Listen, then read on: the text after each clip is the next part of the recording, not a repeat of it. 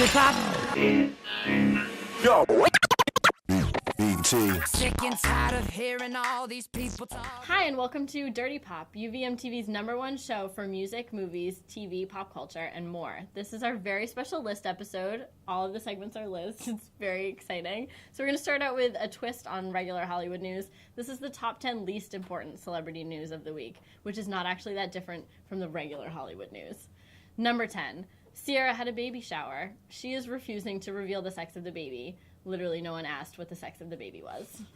Mila Kunis went outside with a bulky sweater, which makes people think that she's mostly pregnant. Number 8. Motley Crue bassist Nikki Sixx married Courtney Bingham. Her profession is listed as DIY expert. Very interesting. Anthony Kiedis of the Red Hot Chili Peppers went jogging. He was shirtless. That's all. Number 6. Isaac Hansen, the third member of Hanson, welcomes a third child. He now has enough children to form a second Hanson band. Hansons? Hanson and Sons? Ah, but Justin Bieber posed in a picture looking a lot like James Dean. It was interesting. Number 4. David Guetta is divorced. David Guetta was married. David Guetta was married for 22 years. David Guetta is older than 20. David Guetta is 46. I went to his wedding. Did you? Yes, there was much music, much umts. The Real Housewives of Beverly Hills were featured in Lady Gaga's new music video. They played the violin wrong. Very funny. Number 2, there's apparently a show called Basketball Wives. Someone on that show is named Evelyn Lozada. Evelyn had a baby. The baby was 21 inches long. And Why did finally, they say how long babies are? Why didn't they say how tall babies are? Because babies can't stand up. Duh. And number 1, Naya Rivera had a boob job. We don't measure them in length. And this has been the top 10 least important celebrity news of the week. Stay tuned. We have many more lists to come. Many more. Alright, hi and welcome back to Dirty Pop. I'm Allie. And I'm Mallory. So as everybody knows, the acclaimed series How I Met Your Mother is nearing its end, so we thought we'd go through our list of our favorite moments and aspects of the show. And there are many of them. Alright, so number 1, we have Slap It, a going-on gag that has been throughout the show for many seasons, and I actually watched it today to remind myself how it all happened. It was guessing what Robin's secret was, which is one of the main characters, and she was hiding something, and if you lost, you get slapped in the face. It's a really great way to bet, and if you mess up, you're going to get hit in the face, and it continues throughout the whole series, and it's really funny. I like it a lot. Definitely, actually, one of my favorite aspects is in a later episode when they think the original purpose of the slap bet was because they bet that Robin Scherbatsky did porn, and then when they see another episode of Robin Scherbatski's alter ego, Neil Patrick Harris just screams, "She did porn!" And she is like, he like zooms in on him about to slap Jason Segel in the face, but then he doesn't. And speaking of Neil Patrick Harris, I happen to think that Barney Stinson is like the best part of the show. Absolutely. I have a long-standing love for NPH, and I remember in the 100th episode, they finally made use of his musical talents, and they did a musical number dedicated to his love affair with Suits. Possibly the greatest thing I've ever seen in my life. I'm so happy that show deserved a musical number, and I'm glad they got NPH to do it. He is a Broadway actor, and he's really, really good at it. Yes. So number 3, I guess, is Robin Sparkles, which is what the slap bet kind of led into, because it turns out she didn't do porn, and she wasn't married, which is what their guesses were. She was a teenage pop star from Canada in the 90s. So Robin Sparkles is really dorky, and she sings a song called Let's Go to the Mall Today, and it's really dorky and ridiculous, and she's dressed in total 80s attire, even though it's the 90s, because apparently the 80s didn't hit Canada until 1992 or something like that. around then. So it's really funny, and they make fun of her for it the whole rest of the season and the series pretty much, and it's really funny. You should check it out. Yeah. And then my personal favorite aspect is the 5-word phrases that I guess, are things that, whoever says it will eventually regret. I can walk that far. I'm going to win her back. And my personal favorite, we should buy a bar. Yes. Always. Wonderful. All right. So, number 5. The Naked Man, which is a type of way to pick up chicks, which is you go back to their place, or yours, and while she's out of the room momentarily, you disrobe and go completely naked, and then she walks back in. They say you have about a 50% chance that she'll just go for it, since you're already naked. So They try it out. It works for some, doesn't work for everyone, but it's a really cool idea, and they go for it. Do you think that would work on you? I don't think I could go for that. Right, I think I'd run like- out of the room screaming. 'Cause Yeah, it's a little bit forward for my taste. a little forward. I'm not exactly sure how I go with that. Next up is the beautiful, fantastic relationship of Marshall and Lily. I love them from the second I realized that they were going to be together forever, but then there is that one moment, and I think it's season 4, when in a long-standing result of which they were deciding how to progress with their relationship, Marshall surprises Lily at the airport by having an entire college marching band play Auld Lang Syne for her. And, I mean, I watched the episode, like, again, 3 days ago, and I still am always like, I'm not crying, it's raining on my face. And it's just, like, my favorite thing ever. I just have something in both my eyes. Yeah. We didn't number this properly, but we'll just say this is around 8, number 8. The Wedding Bride, which is a movie that one of Ted, the main character's ex-girlfriend's new husband made about his relationship with the woman who left him. So Ted was left by a woman, and her new husband made a film that totally skewed the story of Ted's love affair with this woman and makes him look ridiculous. It's totally over the top, just like How I Met Your Mother's style totally is, but it's pretty funny. I like it. Yeah. Okay. Next up is the playbook, which is another essential aspect of Barney Stinson's life. I just wanted to include that because it's a book that's filled with ways of picking up women, and it's just the quintessential aspect of Barney Stinson, and he's got thousands of different ways to pick up women, the most ridiculous, over the top focuses, and it's just a really funny part of the show as well. Do you want to top it off with this last one really quick? How about you do that, because I'm not sure. Okay, yeah, because this is the part, because everybody is always talking about this, and because the show's gone on for so long, it's the quest. The whole story of Ted, spending, probably, I mean, it hasn't actually been, 9 years of him telling his kids the story, but he spent so long, going through, endless women, seeing so much heartbreak, so much loss, but he's gonna get there. I mean, it's been forever for us, but I remember, at the end of season 8, when the audience gets to technically meet the mother before he does, and we know it's going to happen. And she's so cool, and we finally get to meet her this season, and it's just, I hope it finishes off really solidly. I think it will. I can't wait to see. Mm-hmm. Well, that was our segment, and thank you for watching. Thank you.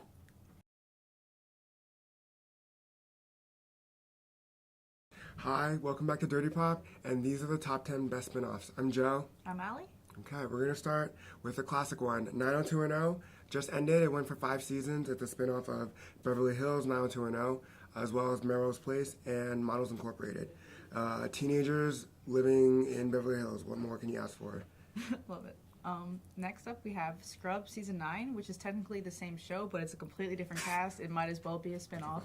It has different characters except for a couple returning people.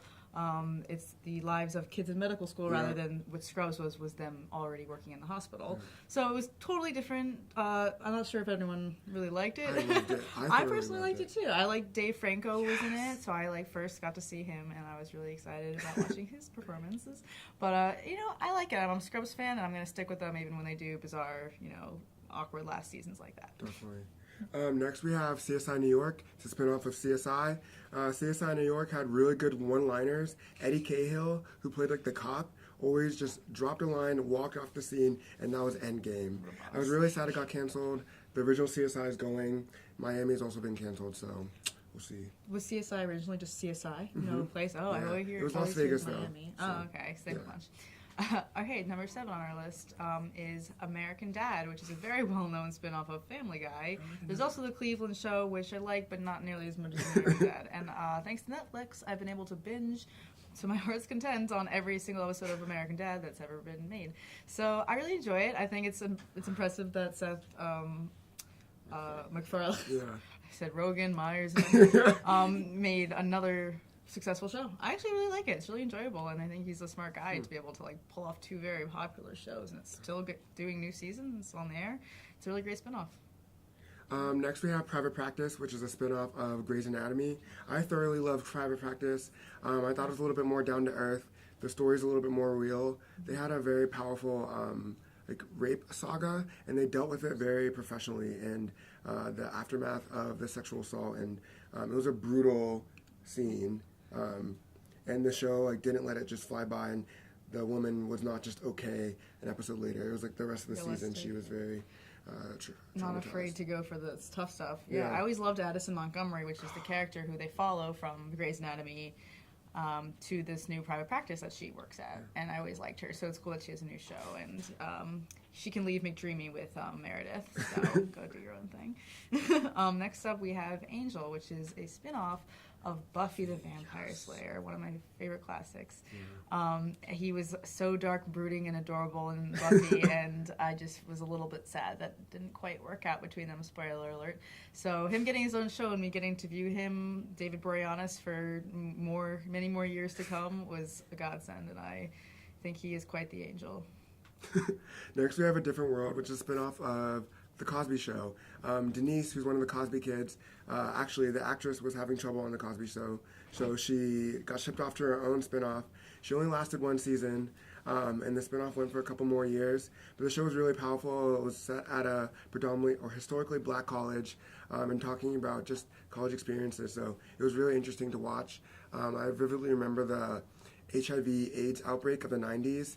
I think this is in like Alabama, and that was one of the big storylines, and they took a really realistic approach to it, so it was cool. I did not know that. Yeah. That's crazy cool. And the actress who played Denise is dating Khal Drogo from Game of Thrones in real life. She I thought would be that was just a great Lisa fun fact. Bonet. The beautiful couple.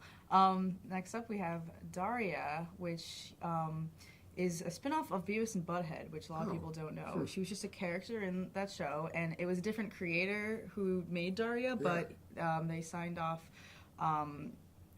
on the show to happen, and he gave them the rights, and they made a new show for it. So it's great, and it's quirky, and not a lot of people, younger than us would really know it, but I really enjoy it. It's a good show. Cool. Number 2, we have The Hills, which is a spin-off of Laguna Beach. I really liked The Hills. It was really petty. It was really trashy. But it was entirely scripted or not. You never know. It was fake reality. But Elsie and Heidi and her whole crew ran Los Angeles for a few years. MTV mornings, when you'd watch the catch-up episode and everyone was talking about The Hills. So it was like really high school. Yeah, I can respect that it's popular, but I've never seen an episode, and I prided myself on that fact. Did you want to talk about it? I'm really excited for an upcoming show called The Flash. It's with Grant Gustin. It's a spin-off of Arrow, which is the Green Arrow.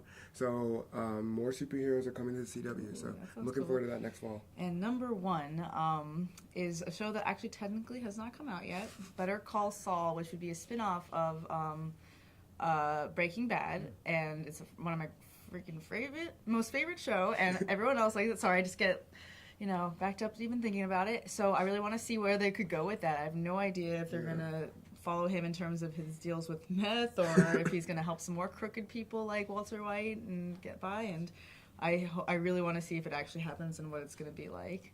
But I'm looking forward to it. Cool. Stay tuned for more Dirty Pop. Hello, and welcome back to Dirty Pop. I'm Haley. And I'm Mallory. And we have some more hard-hitting news for you. Coming up right now, we have the top 10 worst plastic surgeries. Starting up the list is Heidi Montag of The Hills fame. She got roughly 27 procedures done in one day. Beautiful girl, gone plastic. Yeah, Horrifying. absolutely terrifying. Big mistake. Number 9, we have Joan Rivers, who is the host of that show where they talk about fashion in every award show that's ever happened since, 1902. I didn't think it was possible for her to look older, but every year she looks a little bit grosser than she did before. Basically. Number 8, Michael Jackson. Obviously, his nose is something that's been talked about for the past decade, and as much as we miss ya, just why? Yeah. Why? Could have been better. Number 7, Courtney Love. She's just like a terrifying looking human. She's really only gone downhill since the death of Kurt Cobain, which I guess is to be expected, but holy shit. Yeah. There's a line. Yeah. Number 6 is Amanda Bynes. Tragic story, because we all thought she was going to be the one celebrity we all adored who wouldn't go crazy. And then she just blew us out of the water Like, with her face. literally, what happened to her face? I do not know. Like, she has, her lips look like a Tamagotchi. They do. It's really upsetting. And I don't understand how you get just, like, pieces of your face pierced. Like, don't you have to have, like, an orifice? Like, how do you just pierce, like, your face? I don't couldn't know. tell you. Where does the other end come out? It's Oh, weird. God, that's a terrible question. I don't know. Number 5, Pamela Anderson, has the world's largest breasts. I don't know what else to That's say a fair about that. record to set. Yeah, I mean, she was, like, fine. Now she's, like, fine. I don't know. It's just one of those things that you sort of, like, assume. Like, she just, like, that's what she looks like, you know? Yeah. Like, that's, like, her thing. That's always Is, going like, to be being her weird. thing. Yeah. She, you know, she's going to be 80 years old and she's going to have the boobs of a 20-year-old woman. We just have to accept it. That's a terrifying image. Yeah. And then there is Bruce Jenner from Keeping Up with the Kardashians, because unfortunately, even though he was also an should- Olympic he was an Olympic athlete, but now people know him as the unfortunate side character in the Kardashians' escapades, Yeah, and his face is just... He looks really gosh. feminine now. He looks like he could be their grandmother. Yeah, he's, like, really feminine and weird looking, and, like, why did he think that he needed to do any of those things to keep up with them? Yeah. Ugh. Which is, it's really ironic because everybody thinks they had plastic surgery, but in fact, none of them did, but he did. Yeah, weird. It's gross. Yeah. Number 3, coming in, Little Kim. Her face is, like, a sphere at this point. Like, it's a sphere. Yeah, there's like it's no not- it actual doesn't look like a human shape. face. It's just like Yeah, it looks like a sim head. that's instead exactly of, how like, I a would real describe people head. it. Yeah. Oh my god. All right, next is Donatella Versace. Just over the past, couple or so decades, she has just gone from okay to dear Lord, why? Like a troll. Exactly like a Like troll. a human troll. It's like, I mean, have you ever just Probably like looked at like her lips? It's Yeah. like they're like it's like Angelina Jolie's lips. They're like sexy for like 2 seconds and they're just creepy. No, it's probably the least fashionable thing I've ever seen. Exactly. Number 1 is Jocelyn Wildenstein. She was like sort of famous. She was a New York socialite who got $4 million worth of plastic surgery so that she could look more like a big cat, like a tiger, because her husband liked big cats. So they're divorced. So There's a shock. yeah, weird. Anyway, coming up next, we have more exciting lists, so stay tuned. Hi, and welcome back to Dirty Pop. These are top 7, 8, 10 tweets where my list has to do with Women's History Month, so these are all famous women tweeting. So my first tweet, at Cradion.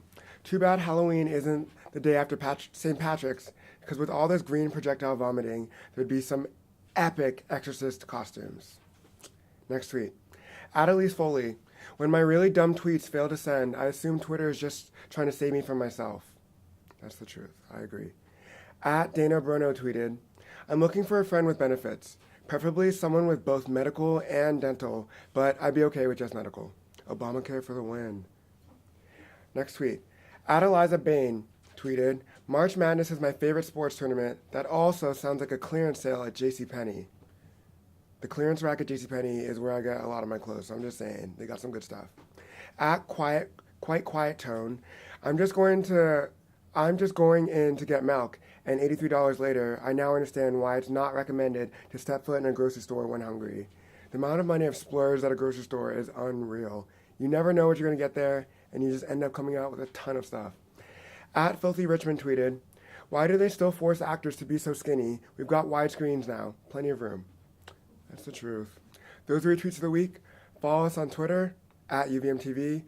Check us out on our website, UVMtv.org. And same time, same place next week. See you soon. Dirty Pop. BT.